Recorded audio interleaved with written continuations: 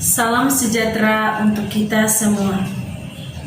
Perkenalkan, nama saya Evarista Danaria Gowasa dengan nomor induk kesiswaan 211 F10 387. Saya mengucapkan terima kasih banyak kepada Bapak dan teman-teman sekalian yang telah meluangkan waktu sekaligus telah memberikan kesempatan kepada kami, khususnya kelas A6, untuk memaparkan hasil diskusi kami dengan tema bagaimana Pancasila menjadi sistem etika. Sebelum kami memaparkan hasil diskusi kami, saya mempersilakan teman-teman saya untuk memperkenalkan diri. Kepada teman-teman, saya persilakan. Nama saya Kurniari Putriyanti. Saya mahasiswi Universitas Agropuro tahun 2021. NIM saya 211 F10450. Assalamualaikum warahmatullahi wabarakatuh. Perkenalkan, nama saya Mauluda, NIM 211F10. Terima kasih. Wassalamualaikum warahmatullahi wabarakatuh. Perkenalkan, saya Susmiati, NIM 211F10381. Terima kasih. Perkenalkan, saya Maulida Nur Hamidah, NIM 211F10487A6. Terima kasih. Assalamualaikum warahmatullahi wabarakatuh. Perkenalkan, nama saya Feby Wildiana Putri, NIM 211F10029, Prodi PLB kelas 6. Perkenalkan, nama saya Anissa Yasin Karun Yaningtias, NIM 211F10445 dari kelas A6. Perkenalkan, nama saya Tafdila Azahroh dari kelas 6A Prodi PLB, NIM saya 211F10448. Terima kasih. Saya Safrina Devi Anggraini dengan NIM 211F10360. Selamat pagi Bapak dan teman-teman semua. Perkenalkan, nama saya Puji Astuti dari Prodi PLB kelas A6 dengan nomor NIM 211F10392. Terima kasih. Perkenalkan, nama lengkap saya Yohana Mungi Azi dari kelas A6 dengan nomor NIM 211F10381. Sekian dan terima kasih. Perkenalkan, nama lengkap saya Maria Patricia Marta Ratni, NIM 211F10380, kelas A6 Prodi PLB. Sekian dan terima kasih. Salam kenal dari saya. Nama saya Elizabeth Akoid, NIM 211F10388. Terima kasih. Assalamualaikum warahmatullahi wabarakatuh. Perkenalkan, nama saya Amalia Aristantia, NIM 211F10453. Terima kasih. Nama Francisca Wahyuni, nomor induk kemahasiswaan 211F10477. Terima kasih. Perkenalkan, nama saya Umi Balkis, NIM saya 211F10382, kelas A6. Saya Ria Lenora Kasih, NIM 211F10389 dari kelas A6. Terima kasih. Halo teman-teman, perkenalkan, nama saya Giovanni Sufia dengan nomor NIM 211F10393. Terima kasih. Perkenalkan, nama lengkap saya Maria Oktavia Blandina IPA dengan NIM 211F10386. Terima kasih. Assalamualaikum, nama saya Evi Puji Lestari, NIM 211F10479. Hai, perkenalkan, nama saya Irene Dao, NIM 211F10390. Terima kasih. Halo, assalamualaikum warahmatullahi wabarakatuh. Nama saya Agustina Eka Rahayu. Saya mahasiswa difabel netra. Nomor induk mahasiswa 211F10 447. Perkenalkan, nama saya Victoria Gundaras Putri dari kelas A6 dengan 211 F10476. Assalamualaikum, perkenalkan nama saya Aprilia Dewi Lestari dari kelas A6 NIM 211F10385. Terima kasih. Terima kasih saya ucapkan kepada teman-teman saya yang sudah berkenan memperkenalkan dirinya. Sekarang kita masuk ke sesi berikutnya, yaitu pemaparan hasil diskusi bersama. Kepada teman-teman saya yang bertugas, saya persilakan. Bagaimana Pancasila menjadi sistem etika? Tentu kita tahu alasan mengapa butir-butir Pancasila dijadikan sebagai sistem etika, karena dasar negara Indonesia adalah Pancasila. Secara umum, segala tindakan didasarkan pada Pancasila. Alasan mengapa? Karena permasalahan yang terjadi adalah apakah Pancasila sungguh menjadi pedoman bertingkah laku yang baik bagi warga negara. Lantasan kenapa masih banyak terjadi kriminalisasi, konflik, dan pelanggaran-pelanggaran lain yang tidak sesuai dengan Pancasila. Sekarang kita akan membahas bersama-sama Pancasila sebagai sistem etika. Etika sendiri berasal dari bahasa Yunani, ethos, yang artinya tempat tinggal yang biasa, padang rumput, kandang, kebiasaan, adat, watak, perasaan, sikap, dan cara berpikir. Secara etimologi, etika berarti ilmu tentang segala sesuatu yang biasa dilakukan atau ilmu tentang adat kebiasaan. Dalam arti ini, etika berkaitan dengan kebiasaan hidup yang baik, tata cara hidup yang baik, baik pada diri seseorang maupun masyarakat. Ini adalah salah satu contoh etika. Yang pertama, etika batuk. Yang kedua, etika ketika kita mau keluar rumah, kita harus minta izin kepada orang tua kita. Dan juga ini salah satu contoh juga di mana di dalam kelas ketika kita sedang ujian, kita tidak boleh menyontek. Etika Pancasila. Apa peran Pancasila bagi kehidupan bangsa Indonesia? Pancasila dibuat untuk mengatur perilaku kehidupan bermasyarakat, berbangsa, dan bernegara di Indonesia. Oleh karena itu, dalam Pancasila mengandung nilai-nilai. Yang pertama, ketuhanan yang Maha Esa. Dalam sila yang pertama ini mengandung pengertian bahwa bangsa Indonesia mempunyai kebebasan untuk menganut agama dan menjalankan ibadah yang sesuai dengan ajaran agamanya masing-masing. 2. Kemanusiaan yang adil dan beradab. Pada sila yang kedua ini juga mengandung pengertian bahwa bangsa Indonesia harus saling menghargai antara satu dengan yang lain. Manusia yang adil dan beradab yang dimaksud adalah bahwa kita sebagai makhluk ciptaan Tuhan memiliki derajat yang paling tinggi. Dalam sila kedua ini ada kata adil. Yang dimaksud adalah melakukan sesuatu tanpa melihat latar belakang seseorang. 3. Persatuan Indonesia.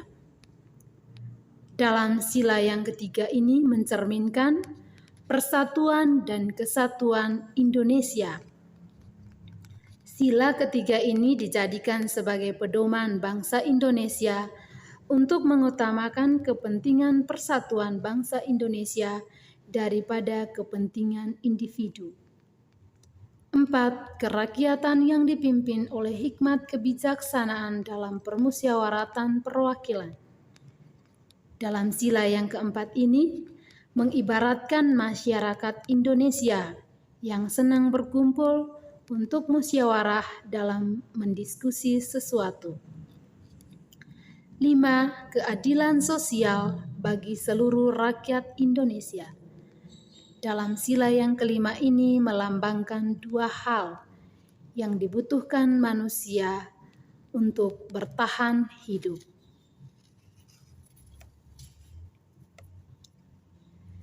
Yang berikut penerapan dari sila-sila dalam Pancasila. Mengandung dimensi moral berupa nilai spiritualitas yang mendekatkan diri manusia kepada Sang Pencipta, ketaatan kepada nilai agama yang dianutnya. Kemanusiaan yang adil dan beradab merupakan sila yang kedua, wujud dari rasa cinta kasih sesama atas semua hak kehidupan bangsa. Sila kemanusiaan mengandung dimensi humanus, artinya menjadikan manusia lebih manusiawi, yaitu upaya meningkatkan kualitas kemanusiaan dalam pergaulan antar sesama. Sila persatuan mengandung dimensi nilai solidaritas, rasa kebersamaan, cinta tanah air. Sila kerakyatan mengandung dimensi nilai berupa sikap menghargai orang lain, mau mendengar pendapat orang lain, tidak memaksakan kehendak kepada orang lain.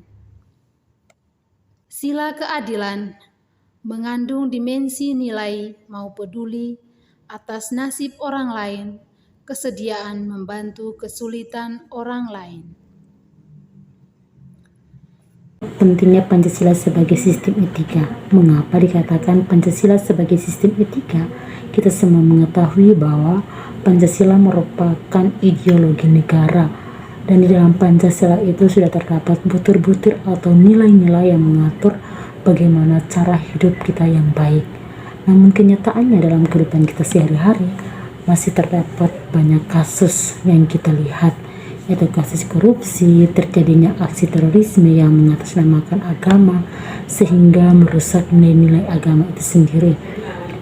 Terjadinya pelanggaran hak asasi manusia, di mana masih juga terdapat banyak aborsi, KDRT dan lain sebagainya. Masih terdapat juga kesenjangan antara kelompok masyarakat kaya dan miskin, masih menandai kehidupan masyarakat Indonesia. Ketidakadilan hukum yang masih mewarai proses peradilan di Indonesia. Contohnya, seorang nenek yang divonis 1 bulan masuk penjara karena mencuri 3 buah kakao, dibandingkan dengan para koruptor yang merampok uang negara atau uang rakyat yang masih merajalela dan belum diproses, dan negara membiarkan hal itu. Banyak orang kaya yang tidak bersedia membayar pajak. Semuanya itu memperlihatkan bahwa pentingnya dan mendesaknya peran dan kedudukan Pancasila sebagai sistem etika, karena dapat menjadi tuntunan atau landing spin bagi negara Indonesia untuk berperilaku sesuai dengan nilai-nilai Pancasila. Alasan diperlukan Pancasila sebagai sistem etika yang pertama, menurunnya moral yang melanda kehidupan masyarakat Indonesia, terutama generasi muda, sehingga membahayakan kelangsungan hidup bernegara. Contohnya, penyalahgunaan narkoba, kebebasan tanpa batas, rendahnya rasa hormat terhadap orang tua, menipisnya nilai-nilai kejujuran, tawuran di kalangan para pelajar, dan lain-lain. Oleh karena itu, Pancasila sebagai sistem etika diperlukan kehadirannya sejak dini, terutama dalam bentuk pembentukan karakter di sekolah-sekolah dasar. Kedua, korupsi akan bersih merajalela karena para penyelenggara negara tidak memiliki rambu-rambu normatif dalam menjalankan tugasnya. Para penyelenggara tidak dapat membedakan batasan yang boleh dan tidak boleh, yang pantas dan tidak pantas, yang baik dan buruk. Hanya rasa perlu berkontribusi dalam pembangunan melalui pembayaran pajak. Hal tersebut terlihat dari kepatuhan pajak yang masih rendah. Padahal peranan pajak dari tahun ke tahun semakin meningkat dalam membiayai APBDN. Pancasila sebagai sistem etika akan dapat menyerahkan wajib untuk bayar pajak secara sadar, memenuhi kewajiban perpajakan dengan baik. Pelanggaran hak asasi manusia dalam kehidupan bernegara di Indonesia ditandai dengan melemahnya penghargaan seseorang terhadap hak pihak lain.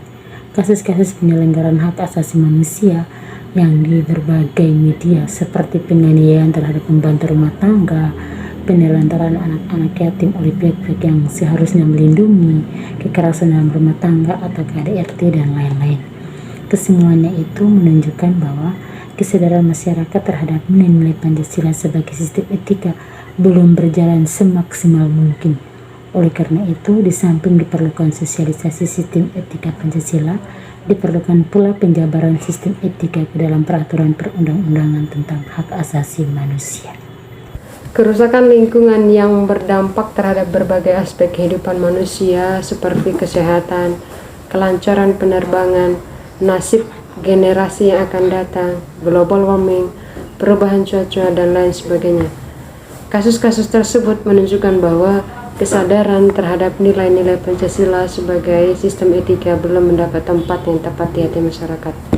Karena apa? Masyarakat Indonesia cenderung memutuskan tindakan berdasarkan emosional, mau menang sendiri, keuntungan sesaat tanpa memikirkan dampak yang ditimbulkan dari perbuatannya. Contoh, membuang sampah di sembarangan tempat, yaitu akan membawa dampak yang buruk bagi orang lain ataupun bagi kita.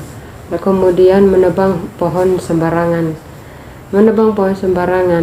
pohon yang berguna bagi kita untuk melindungi kita dari polusi udara, dari polusi kendaraan bermotor, karena keegoisan manusia, makanya dia sudah kurang bermakna lagi bagi kita.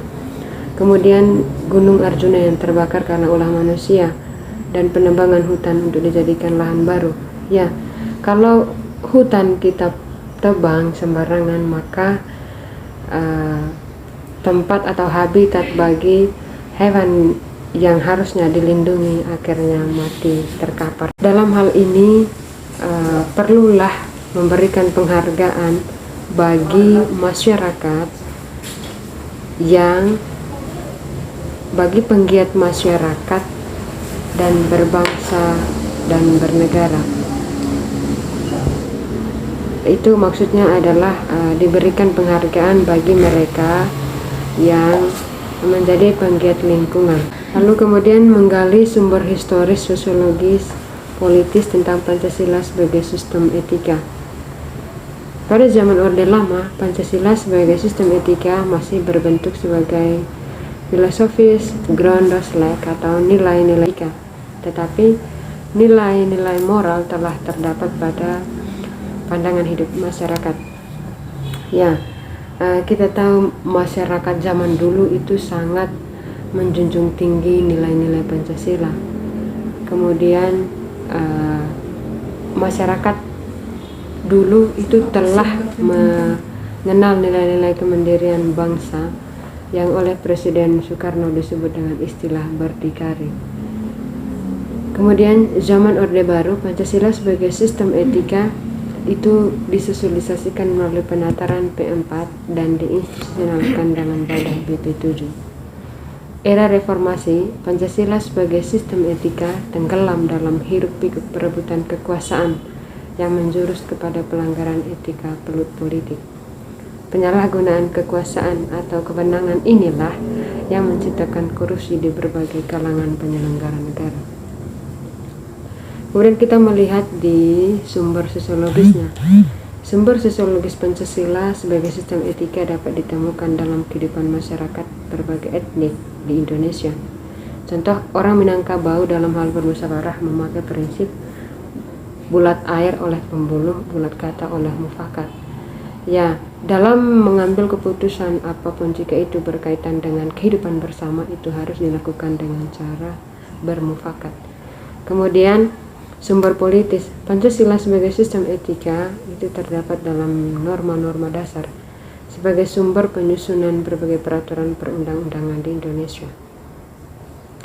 Tujuan, upaya mencapai kesejahteraan masyarakat dan hidup damai yang didasarkan pada kebebasan dan keadilan. Nah, itulah contohnya, itulah tujuan dari Pancasila sebagai sistem etika, terlebih khusus di sumber politisnya. Lalu itu sebagai sarana atau cara pencapaian tujuan yang meliputi sistem dan prinsip-prinsip dasar perorganisasian praktik penyelenggaraan negara dan yang mendasar institusional. Lalu membangun argumen tentang dinamika dan tantangan Pancasila sebagai sistem etika. Argumen tentang dinamika sebagai Pancasila sebagai sistem etika itu pada zaman Orde Lama, pemilu diselenggarakan dengan semangat demokrasi yang diikuti banyak partai politik, tetapi dimenangkan 4 partai politik. Pemerintahan Soekarno menganut sistem demokrasi terpimpin, tapi cenderung otoriter. Pada zaman Orde Baru itu pula muncul konsep manusia Indonesia seutuhnya sebagai cerminan manusia yang berperilaku dan berakhlak mulia sesuai dengan nilai-nilai Pancasila. Itu konsep manusia itu seperti manusia yang sebagai makhluk ciptaan Tuhan Yang Maha Esa, yang secara kodrati bersifat monodualistik, yaitu makhluk rohani sekaligus makhluk jasmani dan makhluk individu sekaligus makhluk sosial. Manusia sebagai makhluk pribadi memiliki emosi yang memiliki pengertian, kasih sayang, harga diri, pengakuan, dan tanggapan emosional dari manusia lain. Dalam kebersamaan hidup, manusia sebagai makhluk sosial memiliki tuntutan kebutuhan yang makin maju dan sejahtera. Argumen tentang tantangan Pancasila sebagai sistem etika. 1. Pada zaman Orde Lama. Pada zaman Orde Lama berupa sikap otoriter dalam pemerintahan sebagaimana yang tercermin dalam penyelenggaraan negara yang menerapkan sistem demokrasi terpimpin, tidak sesuai dengan sistem etika Pancasila yang lebih menonjolkan semangat musyawarah untuk mufakat. 2. Pada zaman Orde Baru. Pada zaman Orde Baru ini terkait dengan masalah NKK, nepotisme, kolusi, dan korupsi yang merugikan penyelenggaraan negara. 3. Era reformasi. Era reformasi ini berupa euforia, kebebasan berpolitik sehingga mengabaikan norma-norma moral. Mendeskripsikan esensi dan urgensi Pancasila sebagai sistem etika. Esensi Pancasila sebagai sistem etika. Yang pertama, hakikat silah ketuhanan. Hakikat silah ketuhanan ini terletak pada keyakinan bangsa Indonesia bahwa Tuhan sebagai penjamin prinsip-prinsip moral, perilaku warga negara harus didasarkan atas nilai-nilai moral yang bersumber pada norma agama. Yang kedua itu hakikat silah kemanusiaan. Hakikat silah kemanusiaan ini terletak pada actus humanus, di mana sikap yang adil dan beradab menjamin tata pergaulan antar manusia. Yang ketiga, hakikat silah persatuan. Hakikat silah persatuan terletak pada kesediaan untuk hidup bersama sebagai warga bangsa yang mementingkan masalah bangsa di atas kepentingan individu atau kelompok, di mana melahirkan kekuatan untuk menghadapi penetrasi nilai yang bersifat memecah belah bangsa. Yang keempat, hakikat silah kerakyatan. Hakikat silah kerakyatan ini terletak pada prinsip musyawarah untuk mufakat, menghargai diri sendiri sama halnya dengan menghargai orang lain. Yang kelima, hakikat silah keadilan sosial bagi seluruh rakyat Indonesia. Ini merupakan letak pada prinsip musyawarah untuk mufakat, menghargai diri sendiri sama halnya dengan menghargai orang lain. Yang kelima, hakikat silah keadilan sosial bagi seluruh rakyat Indonesia. Ini merupakan suatu perwujudan dari sistem etika yang tidak menekankan pada kewajiban semata atau yang disebut dengan deontologis, atau yang menekankan pada tujuan belaka atau teologis, tetapi lebih menonjolkan keutamaan virtue etis yang terkandung dalam nilai keadilan itu sendiri. Yang kedua itu urgensi Pancasila sebagai sistem etika. Pertama itu meletakkan sila-sila Pancasila sebagai sistem etika, berarti menempatkan Pancasila sebagai sumber moral dan inspirasi bagi penentu sikap, tindakan, dan keputusan yang diambil setiap warga negara. Yang kedua, Pancasila sebagai sistem etika memberi guidance atau petunjuk bagi setiap warga negara sehingga memiliki orientasi yang jelas. Yang ketiga, Pancasila itu sebagai sistem etika memberi petunjuk bagi warga negara sehingga memiliki orientasi yang jelas.